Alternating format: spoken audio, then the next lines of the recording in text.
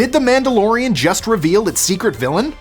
Welcome back to Nerdist News. I'm Kyle Anderson, and today we're delving into a theory about The Mandalorian's latest episode. Chapter 21, The Pirate, was full of aerial action, unexpected cameos, and shocking revelations. And we have a theory about who might really be behind the big reveal in the episode's final moments. We're going to break it all down for you in just a moment. As always, if you prefer to read about it, Mikey Walsh has you covered over on Nerdist.com.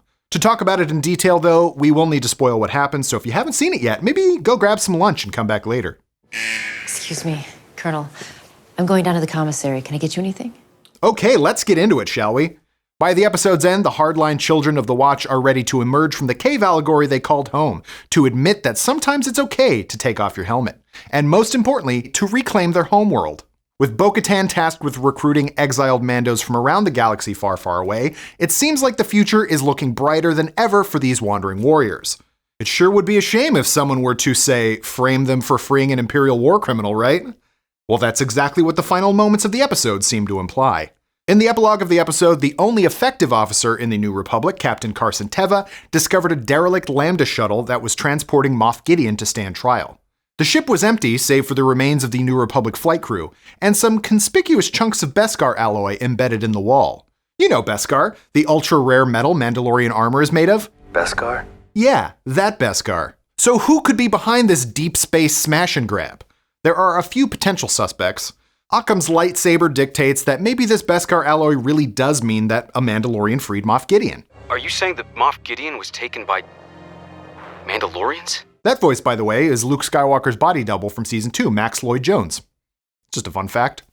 Anyway, this begs the question of why a Mandalorian would want to work with the man who was responsible for turning their homeworld into blood-stained glass. If a Mando really did remando Moff Gideon into their custody, we can eliminate some obvious candidates. First of all, Sabine Wren. At the end of Star Wars Rebels, she and Ahsoka went off to hunt for their missing friend Ezra Bridger. This is a saga which could play out, and probably will, in the forthcoming Ahsoka series, and Moff Gideon might have some clues about their whereabouts. But she doesn't seem to me like the kind of person to, murder New Republic soldiers in cold blood. Then again, we did see a live-action version of Zeb this episode at the New Republic Cantina, so anything is possible. But also, that is probably not possible. The members of the Watch Covert didn't even have ships to pull off their space raid, so they're out too. Boba Fett has a ship, but he's also far too busy ruling with respect and running Robert Fettuccine's Tatooine Sindakini. If a Mandalorian that Star Wars fans know did do this, it's likely one we haven't seen in live action yet. That could mean Sabine's mother, Ursa Wren. She helped unite multiple clans on Mandalore against Imperial rule under Bo-Katan's leadership on Star Wars Rebels, before the Great Purge. The same goes for Fen Rao, Mandalore's last surviving protector, who served the Empire before joining with the fellow warriors to oppose the Empire. Both Ursa and Fen certainly have a motive to get their Mitt Gideons on Moff Gideon. Given how convenient this discovery seems, there are more compelling reasons to think exactly 0 Mandalorians participated in this extraction.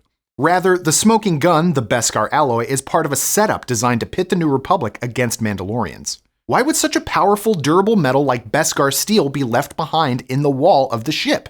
This isn't pure Beskar steel or an ingot of Beskar steel like we saw in the Client's Camtono back in Season 1. Rather, it's a fragment of Beskar alloy. Even if Carson Teva was wrong about it being an alloy, how would it get embedded in the ship? As the armorer previously stated in Boba Fett's book, Beskar is only used for armor and not weapons because Beskar can pierce Beskar. It's the reason she melted down Magistrate Elsbeth's Beskar steel spear into a chainmail shirt for Grogu. Well, look at you all fancy. The prospect of a New Republic prison guard breaking off some of a Mandalorian's armor during a surprise attack seems about as likely as the bigger Luke theory. Look that one up. It's very dumb. That Beskar either came from a weapon no Mandalorian would use, or someone intentionally placed it there. In either case, this evidence seems to absolve any Mandalorian far more than it does implicate them. The fact that this is a setup is underscored by a very on-the-nose question. Are you saying that Moff Gideon was taken by Mandalorians? This feels like a red herring meant to sow discord between the New Republic and the Mandalorian people so they ignore the Imperial remnant. Because think about it. What is the supply chain of illegally obtained Beskar pillage from Mandalore? The Client had a Camtono full of it back in Season 1. It seems like a lot of it funneled through the Empire and people like Moff Gideon, or those close to him. Clearly, this operation was undertaken by someone with vast resources, a mind for misdirection, and the tactical wherewithal to execute a complex rescue mission under the New Republic's noses. If this is a plot designed to frame Mandalorians and free Gideon, the likeliest suspect are allies of his who A, don't care about killing New Republic soldiers, B, have the ability to pull off a daring extraction, C, have easy access to Beskar, and D, don't want Mandalorians allying with the New Republic. There are two prime candidates that fit that criteria.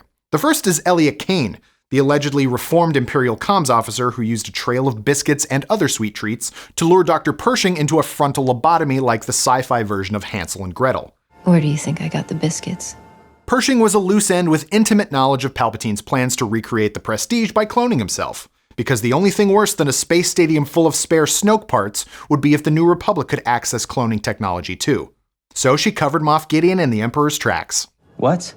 More importantly, what are the odds Carson Teva stumbled upon the wreckage of a shuttle full of incriminating evidence that the Mandalorians took the New Republic's most important prisoner immediately after Teva orchestrated Navarro's rescue by the Mandalorians? I like those odds.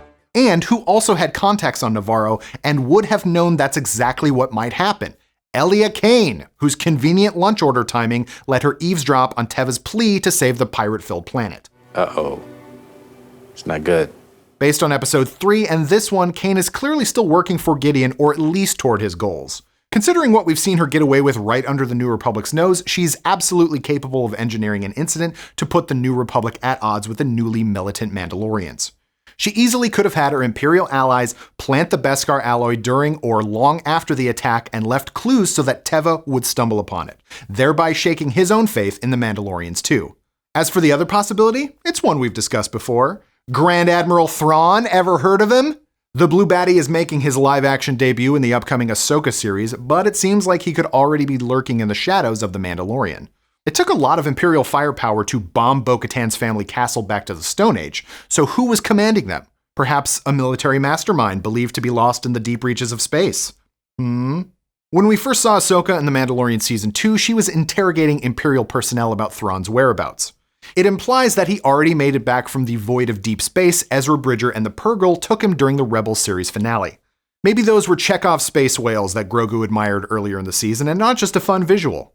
Considering how much Beskar the Empire stole during the Great Purge, Thrawn wouldn't even need to dip into his personal stash to frame the Mandos. Given Thrawn's status in the Empire, he would likely understand the value of extracting Moff Gideon from the New Republic's clutches, especially considering how integral Gideon was in Palpatine's meat puppet ploy. With his deep pockets, we could easily see him fomenting dissent between these two powerful factions. They'll be the architects of their own destruction. More importantly, this would be a great way to introduce the Cerulean cretin before he takes center stage in Ahsoka. Much like we saw Darth Maul was the one behind the Crimson Dawn crime syndicate in Solo, we could see Thrawn appear either in hologram form or in the flesh in a post-credits scene by the season's end. It would be a great way to tie the events of The Mandalorian more meaningfully into the Ahsoka series and continue to build toward the Star Wars crossover series that folks like Dave Filoni and Jon Favreau promised us is definitely coming. Except for Cara Dune, she died on her way back to her home planet. Anyway, folks, there you have it. Those are our best theories about who's really behind Moff Gideon's daring escape and why they might have done it. We'll be waiting with bated breath, and we'll report on any further clues over on Nerdist.com. In the meantime, tell us, what do you think of this theory? Who do you think freed Moff Gideon, and why? These events could all be connected. I think that's a bit of a leap. Really? Let us know in the comments below, and for the latest and greatest in the world of pop culture, that's right, you're going to want to stay tuned to Nerdist.com.